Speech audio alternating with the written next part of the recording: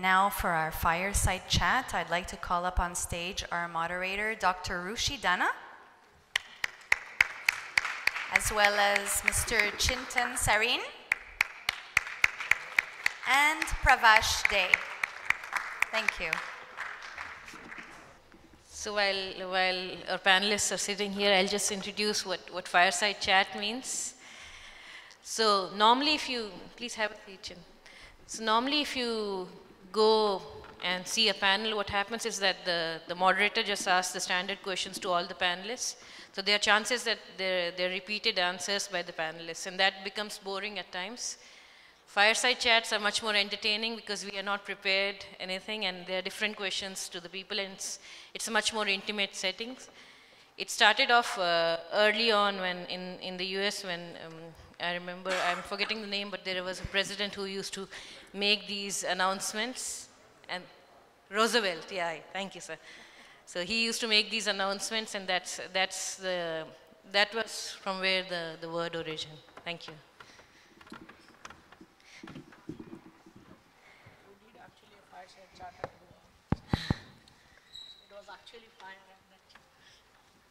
So, I'll just briefly introduce myself. I'm Dr. Ruchi Dana. I studied medicine, and then I did my MBA from Stanford. At Stanford, again, there were a lot of fireside chats that we attended. So these were like one-on-one conversations with business leaders, industry leaders, and all. And I'll just briefly, since it's an education panel, I'll briefly mention like why did I pursue MBA after medical sciences. So when I was studying medicine in my medical college, I was working on a lot of low-cost medical devices. I developed 5 low-cost medical devices. I was publishing a lot of papers, presenting a lot of papers. I used to get a university grant for traveling abroad and present my papers. And I was very, very happy with my life. Normally, if you look at medical college students, they don't do this. They're usually just busy in their academic rigors. And if they would present papers, it's mainly about case studies and patients. It's not about medical devices. So that was something unique I was doing. And it's all because of a very good mentor that I was able to find at the medical college. But eventually what happened was, and I thought like, what's next? Let's work on implementation of these papers, the research. And I found that even the best of professors at my medical college were unable to do anything about business. They didn't understand the language of business. And my medical college was one of the best medical colleges in India. And this was around 15 years back. So that's when I decided to learn the language of business. I should actually do an MBA. And I applied to a lot of business schools. I got admitted to almost all of them. And I went for the MIT Admit Weekend, but finally chose Stanford. So at Stanford, there was one more thing that really changed my life, and that was Stanford Biodesign program. So when I was listening to the previous keynote, it talked about disruption in the education model, right? So what happens in Stanford Biodesign program is there are different disciplines of students and professors that come together to solve for unmet clinical needs. So there are doctors, engineers, PhD students, MBA students, and professors from various disciplines. They come together and solve for unmet clinical needs. And like we are left in a room for prototyping. We get around 1 hour with a lot of aluminum foils and like water bottle cleaners and all, and we have to just develop a prototype at the moment and then go out and reach out to customers and see whether this is something that makes sense for others. So this is like out of the box thinking. As a doctor, you would have never thought about those devices, but since you have engineers, PhD students who are ready to question you at each and every moment, you can actually broaden your horizon and think about new things, and that's how new inventions are being made, right? So that was a very long introduction. I'll now want Mr. Chintan to introduce himself. Hello everyone, my name is Chintan Sareen. I am currently the CEO and co-founder of Exceed Labs LLC. It's a Dubai-based company. We are working in technology domain, artificial intelligence, machine learning, blockchain, and we have an in-house IoT and robotics division as well. Along with that, I'm a very new to the investment circle, and as of now I have 7 companies in my portfolio that I've invested in across domain. And just to come in sync with all of you, I would like to tell you also that out of my 14-15 years of experience, I have spent 9 years teaching animation, filmmaking, design. So education is something that I have spent a good amount of time in, and education is something that is very, very close to my heart. So as we progress, maybe I'll be able to add to what it is. That's good. So Pravash, can you introduce yourself? Yeah, thank you. Hi everyone. I am actually the founder of US India Blockchain Council as well as the brand Global. So US India Blockchain Council actually is a consortium for blockchain developers, engineers, startups, policymakers, and most important investors. So what we do basically, we have three products. One is a blockchain certification program where actually we do both offline as well as digital training to blockchain developers.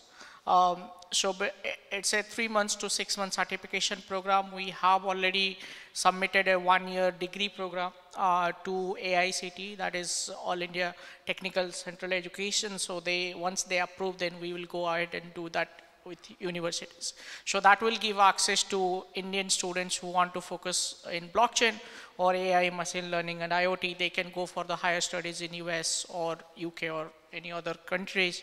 So they can get the like normal IELTS or TOEFL, so they can get a UCAS point. The second is incubation and accelerator program, which is the most important. A lot of students who actually learn the theory, but they don't have the platform to actually practice it, or they don't have the platform to actually take it to the market. So that is where we focus on, right from the ideation to go to market and taking that MVP and actually building a product. So how do we do that? The format is very simple, as you say, learning by doing. So that's more of, we do design sprints, hackathons, so that's like 36 hours. Both the developers, again, idea guys, finance guys, MBA guys, and also investors come together, spend 36 hours to develop a prototype. The third stage is innovation fund, because even if we have the product and stuff, there is no money available, so it cannot go to the market or scale up particularly. So that is where we do invest in those ideas. It's from like 5 lakhs to 25 lakhs Indian rupees, at an initial level. That is mostly the government grants. Sometimes we do have ISEF notes, so that's come from private investors or friends and family. And then after, we have an accelerator program where basically we do invest from almost like a 1 to 1.5 million US dollars to particularly scaling that off. Excellent. So Chintan, have you made any investments in the education sector, and what do you feel about this sector? Are there new innovations happening?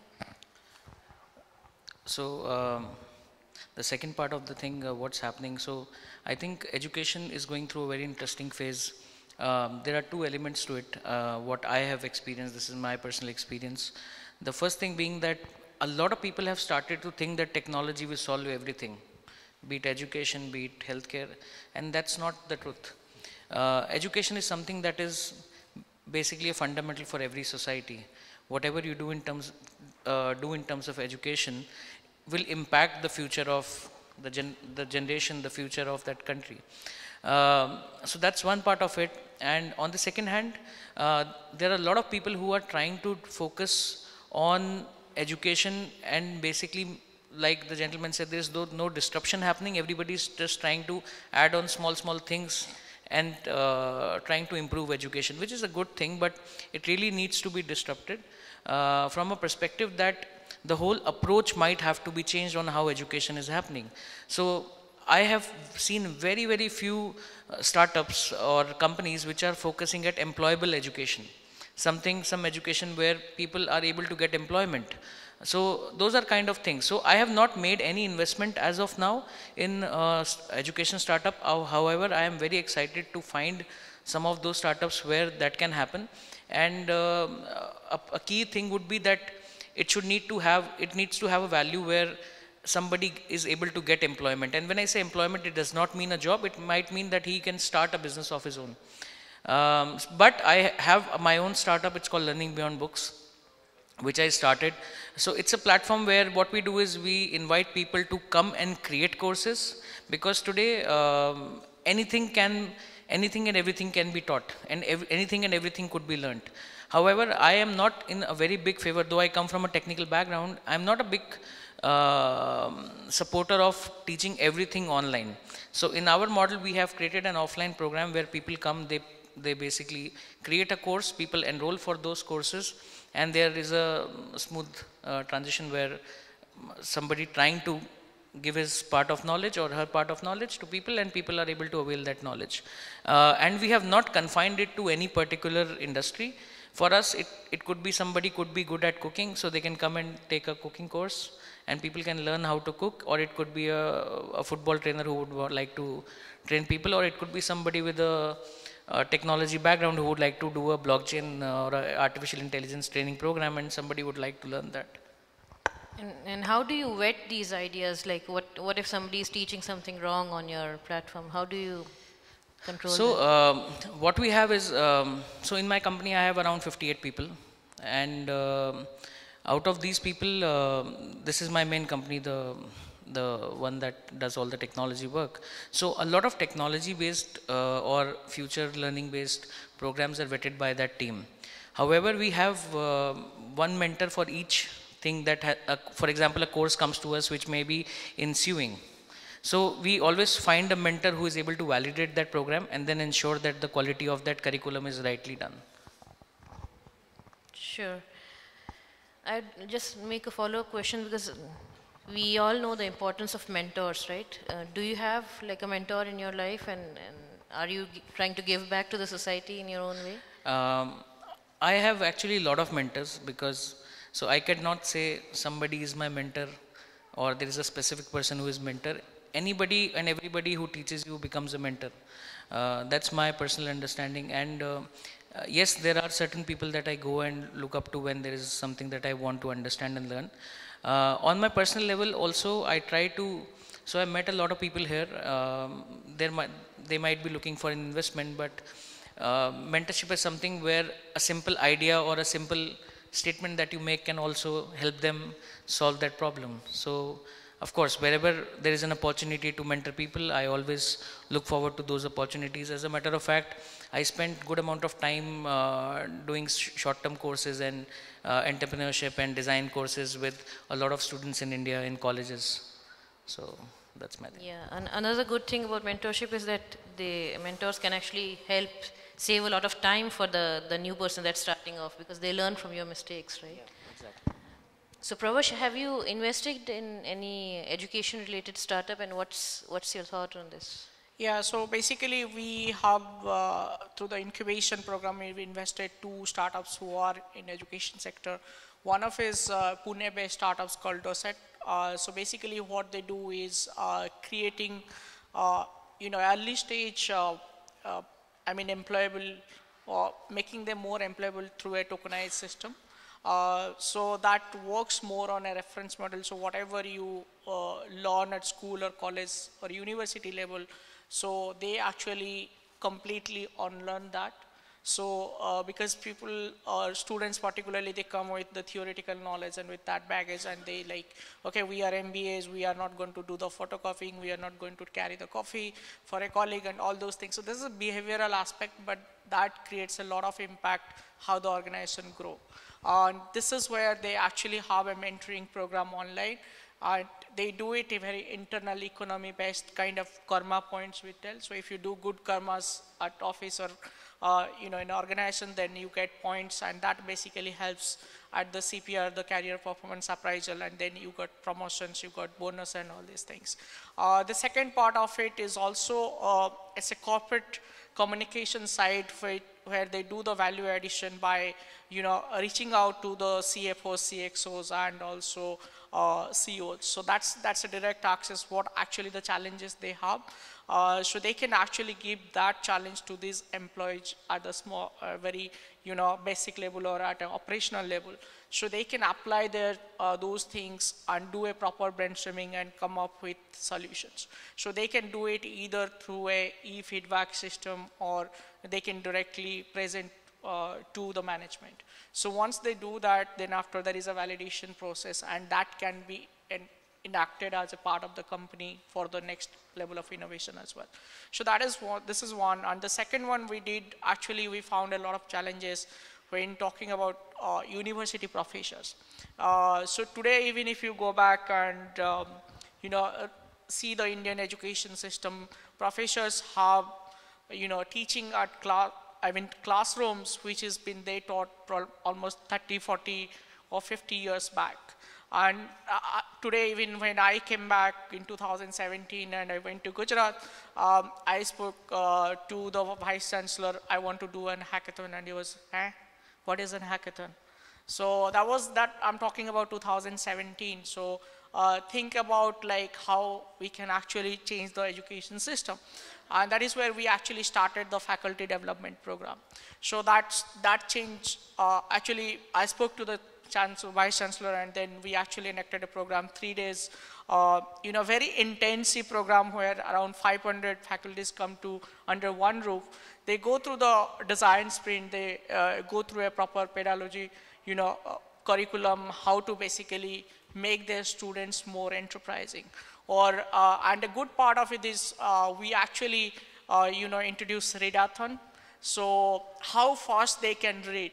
So we give them like 3 pages, 5 pages, and let them read and give the competition. And at the last day, they actually go out and do the survey, which is a very empirical research, you can say. And that helps to, change their mindset, because normally when a student wants to be an entrepreneur or they want to start their business, the first challenge is basically break that barrier, because professors don't want their students to be entrepreneurs. They want to go and get a job, get the life secured. So we need to change that mindset. So that is where we also invested. And it's like, I'm just taking the name, the Gujarat Technological University. So after I came in, so that they actually introduced with 400 plus colleges under them. And it's a drastic change of education transformation happening last 6 to 7 months. And to be good enough, the government of Gujarat is very supportive in this. So we actually came up with a policy called Student Startup and Innovation Policy. And it's a very much like the student can be an entrepreneur when they are in 4th semester and stuff. And government gives them grant as well. It's very much like a 10,000 rupees sustainable allowance, which is not too much money, but it gives a kind of incentives. Rather than thinking about job, you can actually create a website or travel and all these things and meet your first 10 customers kind of thing. But it's also connected to actually the venture fund, so they can, once they have a prototype and stuff, so they can go and incubate themselves in one of the recognized incubation center, and they apply for the state level funding. So that's the second intervention, and the government supported almost 200 crore rupees. So that's a massive initiative to transform the education just from theory or book knowledge to actually making it practical. Excellent. I'm sure there are a lot of professors in the room who might not agree with you, but let's wait for the Q&A later on. So at Stanford, I had the pleasure of taking the Lean Launchpad class. It was taught by Professor Steve Blank and Alexandra Oswald. They wrote the book, The Lean Launchpad as well. So what Steve Blank used to say all the time is like, don't stay in the class, get out of the building, get out of the building. So that means like go and talk to the customers. Because only if you talk to the customers, then you'll get some actual feedback, and that's what the MVPs are all about. You'll get some feedback, and then you can pivot and you can improvise on the ideas. So yeah, but a lot of new innovations are happening back in India as well. So when I was talking about the Stanford Biodesign program and like how that model was lacking in India, but now I realize that a lot of collaborations between AIIMS, IIT Delhi and Stanford, they're doing a similar program, and then there's IIIT Hyderabad and a lot of other colleges in India that are following the same footprints, and they're like interdisciplinary teams who come together and solve for actually Stanford has an extensive also R&D center at Ahmedabad University. So it's called Venture Studio. So any startups who want to get into the technical part, even software and hardware part, they can directly get connected to Stanford mentors and get the mentoring support, as well as taking that product and prototype validate it through Stanford certification program as well. So and a lot of prototype labs are also coming up in India, because where you can actually go and instead of welding things yourself, you can actually go there and get 3D printed models and screws and all of that stuff and create an MVP. So Chintan, I'm sure there must be some startups in the room. What advice would you give to startups before approaching to any investors, and what are the things that investors should look for in startups as well? So investors only look at how much profit they can make of that investment, because in the end, as an investor, you look at profits, it's not for non-profit. For startups, it's very, very important that you need to have very thorough research in what you are trying to solve, because I've seen a lot of startups that's not just specifically education, but in any domain, that people just do startups because they have heard of a company doing a similar thing in US or in UK or somewhere which has succeeded. Every market is very, very different. So for example, India came up with an initiative called skill development. So a ministry was set, skill development ministry was set. I had an opportunity to work with them. We built technology for them. Skilling was something that was the need of the hour in a country like India, and that's something that will be extremely useful in all developing economies. However, that is not the same thing that would work in a place like Germany, which is already running a dual education program, or maybe in US.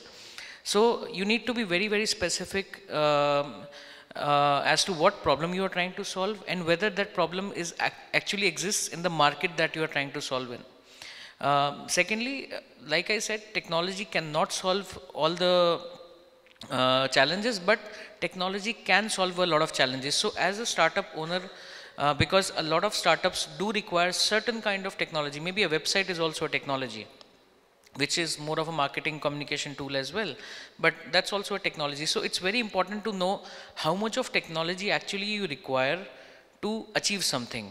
A lot of startups actually end up making their product so complex without, just because they want to add AI, ML. I don't think when we are using Uber, anybody or anyone thinks that there is an artificial intelligence going on in the back.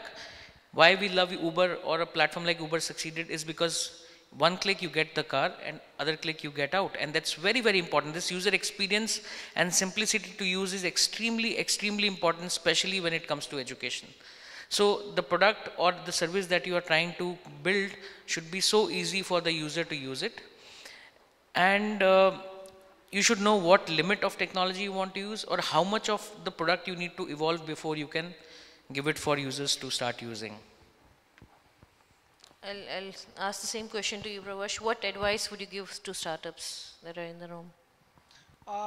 So particularly startups in education sector, they need a lot of research and finding the right challenge, because most of the time, I mean, unfortunately, I met a lot of startups who said, like, we want to get into, say, for example, vocational subjects like learning music or, you know, sports and all this thing. They want to build up an application which eventually help them to scale up. I don't disagree with it, but there's also a lot of time you need personal touch, and that is where, like, need to interact with the mentor, need to interact with the trainer. So if they don't actually find it right and structure it properly, even afterwards when they build the technology, it's going to be a mess. And till the time they realize that that's too late and they have already invested a lot of money. So and most of the time I see this, or I you know, interact with the startups, they start with very small amount of money, and suddenly 4 or 5 months down the line the money is dried up, and they're like, okay, can somebody give me 5 lakh 10 lakh rupees and I can restart. But that's not the time you have. You should think that before, you know, before you even design that wireframes. So that's very, very important. The startups need to go back and create a storyboard, build a proper business model canvas, and then after start the technology part. Just one more point I would like to add. A good strategy for a lot of young new startups would be, according to me, is there should be a young guy and there should be an experienced professor or experienced person from the industry, because the experienced professor or an educationist would be able to guide in terms of how to basically maintain the quality of education in the nutshell. And the young guy would be able to bring in the user experience part of it, because they know better how the young millennials think. So that could also become a very, very interesting strategy when you're doing a startup. That right mixture would really help your startup to create the right product. Yeah, just to add to Chintan's remarks. So I actually interact with a lot of VCs, and there is actually a VC family. It's a family-owned business fund house, and it's funny that they almost like look at around 50 to 100 pitch decks every week, and the first things they do is any product come to them, they give it to the granddad who is almost like 75 to 80 years old. And if he validates it, if he understands the technology part or the process, then after they actually invest. So that's the great way of looking at the UI UX and the simplicity of the business. Yeah, somebody was, I listened to a keynote, and the lady there, she was giving an advice that whenever you're pitching, what should be a goal when you pitch? And all the audience got the answer wrong, but the answer was that the pitch should be so simple that the person who is hearing it can repeat it to the next person. So you can repeat whatever the startup is saying, you can say that to your granddad. If you're able to explain that in such simple words, then people can actually understand the product in a much better way. And then, because anybody who hears the pitch, he doesn't take a decision on his own. He'll definitely ask his friends, family, and all of that. So he needs to understand the language to be able to convey the same message to his friends and family. So that was a good advice that I got. I think we'll open up the floor for questions, because we need to get some burning questions from the professors and students in the room. Yeah. Hi, guys. My name is Rahul Bhatt. Chintan, I really like your clarity. You talk like a businessman, which is very refreshing. And you are brutally honest about what investors are looking at. However, my question is based on the topic which is mentioned there, investing in education, will it make a difference or not? Now, there's a very important philosophy running around in corporate world, at least. It's called 70-20-10. 70% of the people learn on the job or learning by doing, 20 by social, and 10 by in the classroom. My question to you is, what is your investment strategy? First of all, do you invest in how people learn, or it's purely from the basis of financial return on investment? Number one. Number two, very importantly, will it really make a difference? Thank you, Rahul, right? Yeah. So, Rahul, you know why profits are important? So, profits are very, very important, because if you have created something and you have invested time and you see that the vision is right, you need money to sustain. So when I say it needs to make money, it does not mean that I want to take the money out of the business. It means that it should make enough money that the business sustains. And you are able to invest in R&D, because education is something where there is a lot of innovation required in terms of, especially in terms of quality of content and the type of content that is being given to students. So I'll give you one example. So like I mentioned about the skill training, when we associated with NSDC, National Skill Development Council, which is the PSU which was managing the skill programs on a central level, they would have classroom trainings, which is extremely important for the kind of target students that they were catering to. However, they gradually had to understand that they needed to get some e-learning content, so that you need to add some flavor to the entire learning. They added that, and then they realized that now we need little more money, because now we think that with virtual reality, courses like automobile training, where you need to, there's a classroom training on how the car has to be repaired, but you need to give a sense of where you are going to be working once you complete this course and you do this course, what kind of environment you would be working. So with virtual reality, what we did was we shot Maruti service centers, and with virtual reality putting it on a virtual reality platform, we were able to show them and tell them what kind of lifestyle, what kind of job profile, what kind of work they will have to do, what kind of environment that they have to be in when they go there. So that's the thing. Secondly, of course, education is something where you cannot compromise, because once you have educated somebody on a certain thing, it's very difficult to take it away.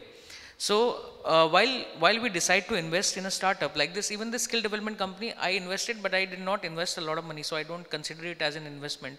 I invested a lot of time in this. The idea was that yes, if you are able to bring innovation to how it is and how the education is happening, a difference will definitely be there. Very clear. Yeah, there's a lady there. Yeah.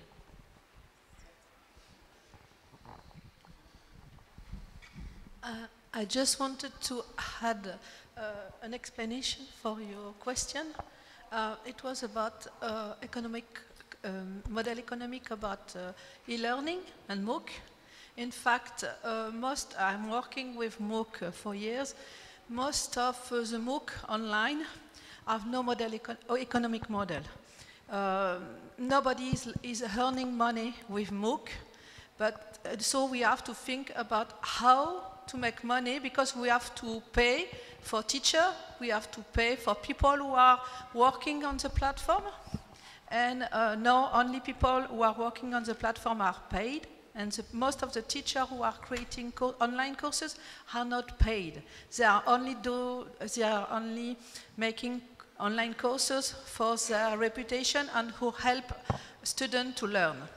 So it is a big challenge of the future, because the e-learning is the biggest challenge of the world, I think, e-learning on MOOC, but there is no economical model for these ways of doing. Ma'am, I would like to give you two examples in fact. I think all of you would have heard about Khan Academy.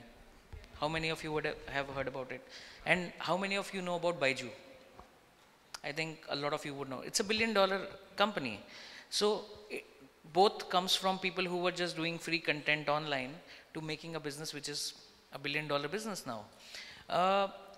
It is also about, because people who come from academia, so I come from academic background, when I started doing business, I was a pathetic business guy. I would lose money because I had that soft corner, and that I had that sense of, just giving back to people and saying, okay, that's okay, that's okay. But eventually, if you are looking to make money, there are legit ways of doing that. And for doing that, you need to find right kind of people who can convert the quality of your education to a business idea. And that's what this discussion is about. And that's why I said finding a right partner, especially for trainers, especially for good education, is because they spend a lot of time in learning and then creating a methodology through which they are able to impart that knowledge to people. So they don't really think about how to monetize it. However, if they find the right partner to do that, they can definitely do that. Suddenly, yeah, just one second. Yeah. Suddenly I'm feeling, I got a realization that I'm feeling like a MOOC teacher who's not getting paid. And I should get my partners, GFEL, to make us some money, yeah? Yeah, so I think it's a very different way. So when you are actually educating someone, you are actually changing the attitude. You are also developing a new culture, right? So there is one startup we invested and incubated, which is very much at an accelerator stage. Actually solves your problem. When anybody gives books, or things, how basically you monetize it and make money out of it so that you become sustainable. So what they did is did a collaboration across the country with all the printers, right? So basically when your book is printed, they send it to a particular group or maybe 500,000 students and people who are that particular area. So there are many businesses who are actually looking to advertise in that. So when they do actually photocopy, they just send a very small classified ads. And they charge almost like 200 to 500 rupees, sometimes it's 1,000 based on black and white, color and image and all these things. And there is also a part where they just added a QR code where you can actually convert that to an augmented reality video and stream it on your mobile. So these are some of the revenue model they added right from the book that has no value or maybe which has already been invested. So if you add those things, and particularly if you talk about e-journals, so that can be added as well. So which can be a revenue model to make you self-sustainable and then go to the next level. And just to add to this, also answering your question, in last 2 years we have seen a massive shift in how entertainment is being consumed. So I come from India, and cable television was something that's part of every household, but I don't have a cable television at all. So there is Amazon, there is Netflix. So the consumption behavior, as the consumer's behavior changes in terms of how consumption happens, and the more they get dependent on mobile technology to consume information, I think eventually in next 1 to 2 years we are looking at some very, very good platforms, especially maybe from somebody like Amazon or Google, which will actually be solving this problem and monetize good educationists by putting on-demand kind of a content, which has already started to happen, not at a very great scale, but that's definitely that I see in coming future is going to happen with how consumption is happening. Thank you very much, panelists. I must stop I you would here. like to have one more question, please. Oh, Just a short. I was already cut in the panel discussion, so I would like to ask this okay. short question. All right, it's okay. Thank you. So I would like to just come back to the entrepreneurship skills. You mentioned that it's very important that already in the young age people learn how to do business plan, how to develop an idea, and so on and so on. I just want to underline what also Mr. Shintan said, that one is to have these technical skills and competences to set up a company, but another one to find an idea. And I think it is very important that the idea is coming from the need, from the problem solving, as you mentioned. And that is something that is credible, and you can just find this idea if you have the close contact to your real world. It means that you know what happened around you. So regardless how old are you, if you are a child or an adult or whatever, it's important that the school or system, and whenever you're a stage, a primary, secondary, or a tertiary level, that they don't lose the contact to the real life. And I also like the statement from Miss Dina. She said that the students must get the feeling that the teacher is also somebody from the real world.